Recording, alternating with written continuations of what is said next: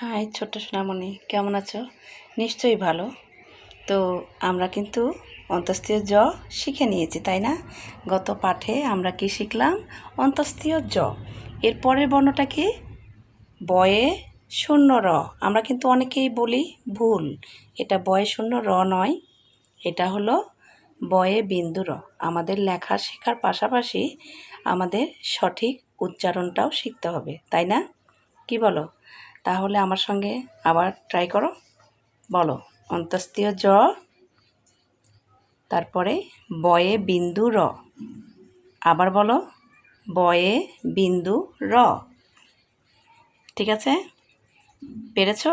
আবার চেষ্টা করো, বয়ে বিন্দু র। তো আজ আর দেরি নয়, আমরা এখন পাঠ শুরু করব। তাহলে আজকে আমরা কি শিখব? বয়ে বিন্দু র।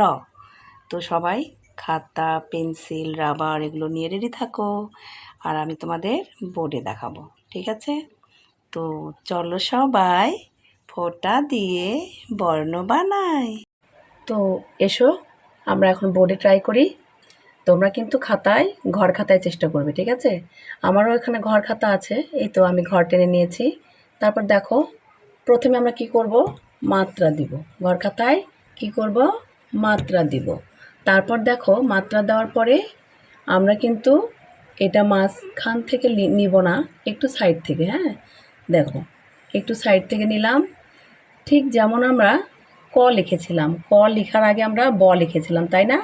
তো আমরা দেখো সচরাচর কি করি, এই কর্নার থেকে ধরি। তো আমরা কর্নার থেকে ধরবো না, এই কর্নারের একটু নিচে থেকে। হ্যাঁ, এই তো একটু নিচে থেকে, আর এই বরাবর দেখো আমি এখান থেকে এই তো এখানে নিয়ে আসলাম। তারপর দেখো এই তো রাউন্ড শেপে এখানে নিয়ে আসবো। আবার দেখো এখান থেকে এই তো রাউন্ড শেপে এইভাবে দিলাম। তারপরে এই মাঝ বরাবর এই তো ফোঁটাটা দিতে হবে। ওকে? তো দেখো, আশা করি তোমাদেরটাও হয়ে গেছে। এটাই রাইট। আচ্ছা, এতক্ষণ আমরা ঘর খাতায় ট্রাই করলাম, এখন আমরা ফাঁকা জায়গায় দিব। দেখো, এইভাবে আমরা মাত্রা দেব। কি করব? এভাবে একটা মাত্রা টেনে নেব। তারপর দেখো কি করব, মাত্রার কিন্তু শেষ মাথায় ধরবো না, একটু জায়গা রেখে।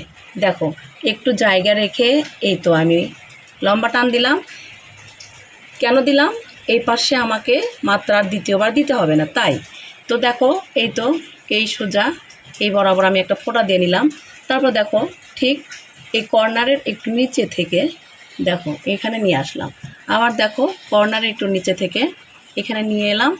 তারপরে দেখো এই মাথায় একটু রাউন্ড শেপে নিয়ে আসব। আবার দেখো এই তো কর্নারের থেকে রাউন্ড শেপে এই তো উপরে তুলে দিলাম। হ্যাঁ, তো দেখো এই পাশেও সমান থাকলো, এই পাশেও সমান মাত্রা থাকলো। তো মাত্রা কিন্তু বেশি বের হবে না, একটু বের হবে। আর মাঝ বরাবর আমরা এই তো গোলটা দিয়ে দিব। আশা করি তোমাদেরটাও হয়েছে। তো এটাই রাইট। আর আমার ভিডিওটা ভালো লাগলে তোমরা অবশ্যই একটা লাইক দেবে। ততক্ষণে ভালো থাকবে। টাটা।